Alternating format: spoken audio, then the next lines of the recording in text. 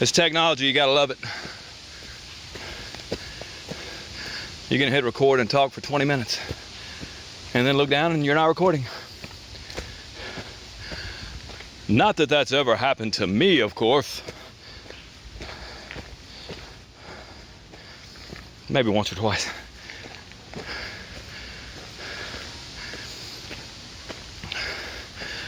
Coming up this steep hill. Pulse 148.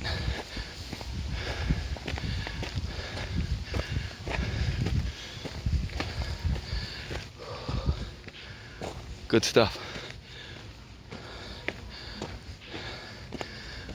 Another benefit of exercise, you know, if you work any kind of hard job, it's called oxygen debt. Oxygen debt right here. You've done your physical activity, but now you gotta pay back that oxygen. Woo. If you do a physical job, and that's all the exercise you get, that's tough. Because that means pretty much every day at work, that's like a max effort day. You know, that's the hardest thing your body will ever do. So like you're maxed out. Now I promise you, all right, so my pulse is 150. My pulse ain't gonna get to 150 at work. Man, if it does, something is wrong.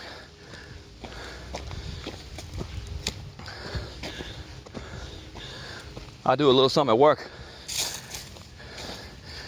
If it's enough to make me even think about breathing heavy, I look down, pulse be like 77, 80. So you're building some headroom in your system if you come out here and work out. You know, you got an extra gear. So then your body's looking at your typical work day like, yeah, ain't that big of a deal. A lot of y'all figure that out once a year when you go out there to rake leaves or shovel snow and you ain't did nothing all year. Work at your desk job or whatever. You ain't done no exercise.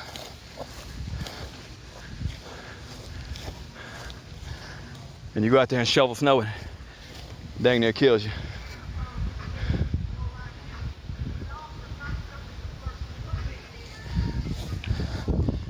Batting practice, etc.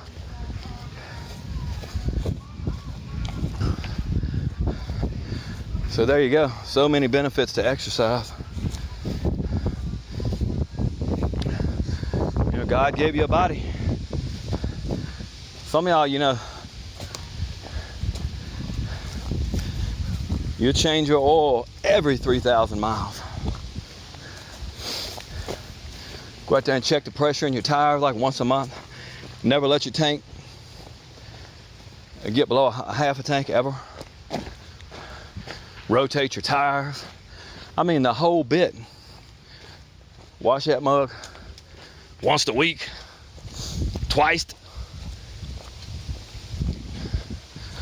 But then your body is like, it's like a junk car sitting up in the junkyard somewhere, all rusted out and everything.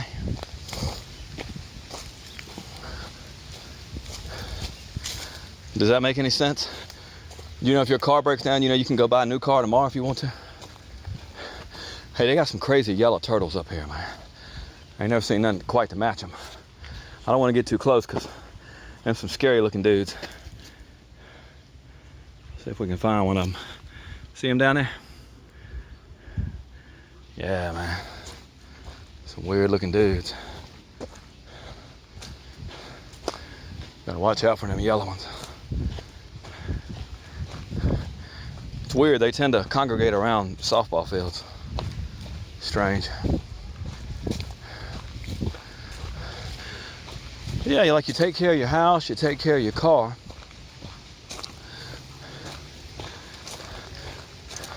How many cars have you had in your lifetime? I don't know. I've probably had 7 or 8. Get a new one tomorrow if I need one. How many bodies do you get? You don't really get but one, Hoss. I mean, you could get lucky and get a good hip replacement or something and it work out, not be limping for the rest of your life. Deer running down through there. There's several does up here. I've seen at least 5 different ones. It's a little pack of 3 that runs up here. That was just one right here. The 3 are funny because I'll be on the trail and I'll spook them and they'll just run up further but still be on the trail. I'm thinking, why don't you run off sideways or something, because I'm just going to walk back up on you again. Sure enough, walk back on them, they run a little bit more. I'm trying to give them hand signals like, go back that way. They ain't too smart. I'm sorry.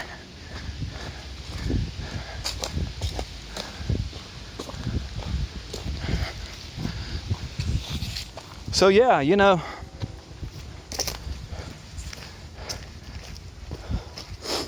...2020, man, everybody freaked out about toilet paper, hand sanitizer and stuff.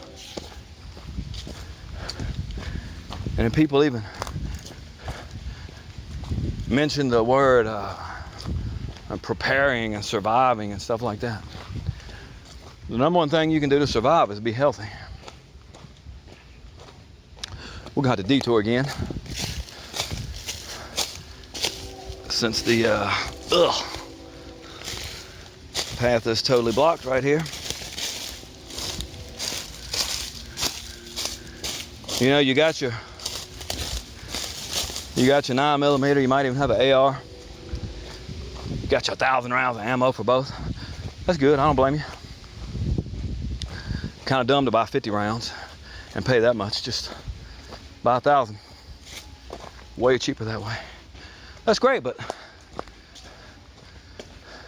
if you can't even walk down to the block, you know, the corner of the block or something, what good's all that ammo doing? Are you gonna carry it? You got to tote 1,000 rounds of ammo through the woods with you?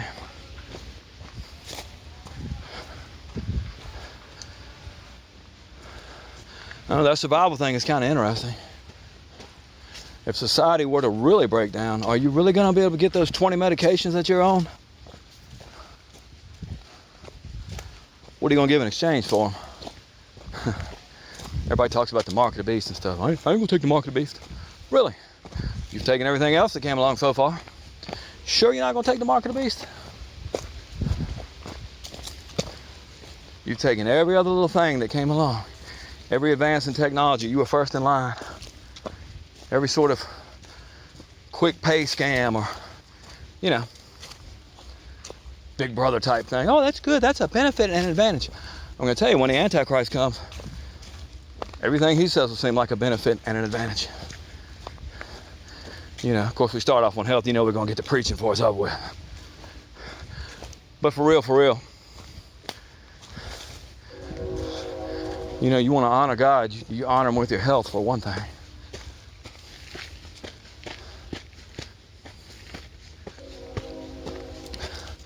Not just with words, but with deeds. You know, that's just your own, it's like bare minimum maintenance on your car or something. Which I've never been known to do. I couldn't care less. But even I get my oil changed.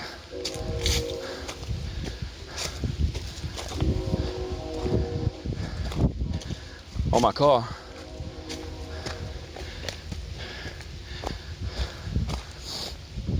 You do that for your car, you won't do it for your body? Just the bare minimum. I mean, if you're not taking at least a 1-a-day vitamin, you simply don't love yourself. For real.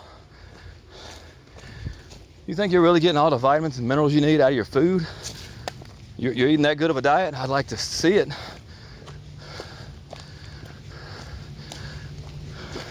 Well, you got your own soil that's perfect. Where'd you get that from? You got beautiful, perfect air to breathe, really? Chemtrails don't bother you, huh? You don't eat any processed food? Yeah. And I'm 7'3", by the way. I mean, there's some bare minimum stuff you can do. Anyway, just rambling a bit. Another blockage in the trail.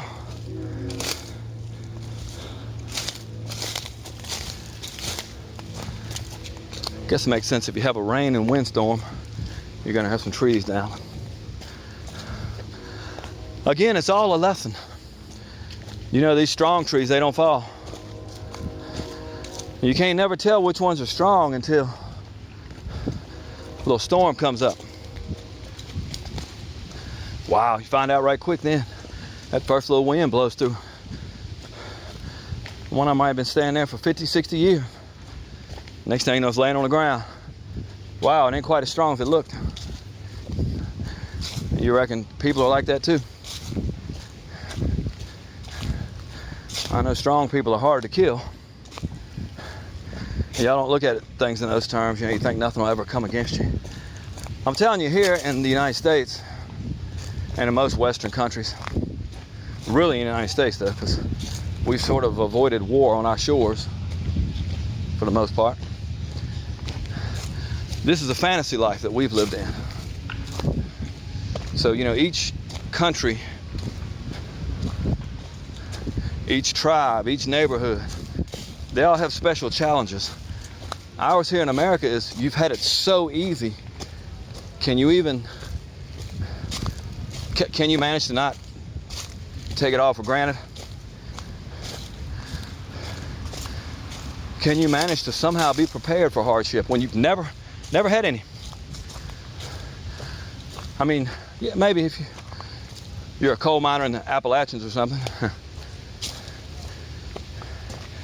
You're working on like 4 generations of brown lung or something like that. But you know, you can go back. Your grandparents might have had some.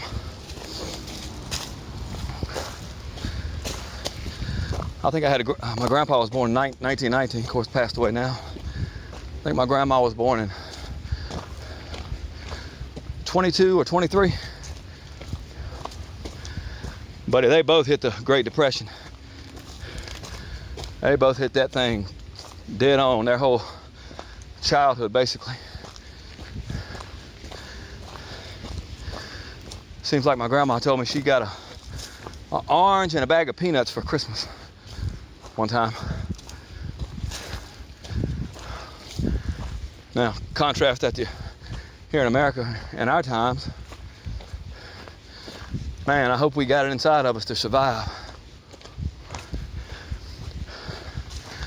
And if you're one of these people that's never worked in your life and you just flash that EBT card, and your mama and grandma, they never worked neither. And you go get $100 worth of food, all you gotta pay for is the cigarettes. You might survive, that's true. But it won't be on your own. You'll have to do things to survive. You will not be able to stand on your own 2 feet. So whatever chains they offer you, you will take those chains. I mean, you know, you're gonna sell your body, your soul, the whole bit. Doesn't seem like it because it's just a beautiful day out here, 95 degrees. Nobody's bothering nobody. Surely nothing like that could come on America. I mean, it's kind of already here in a way, depending on how awake you are. If you got eyes to see, it's here already. Whereas, you know, if you get the wrong political view or something, boy, you got a criminalized justice system that'll come after you.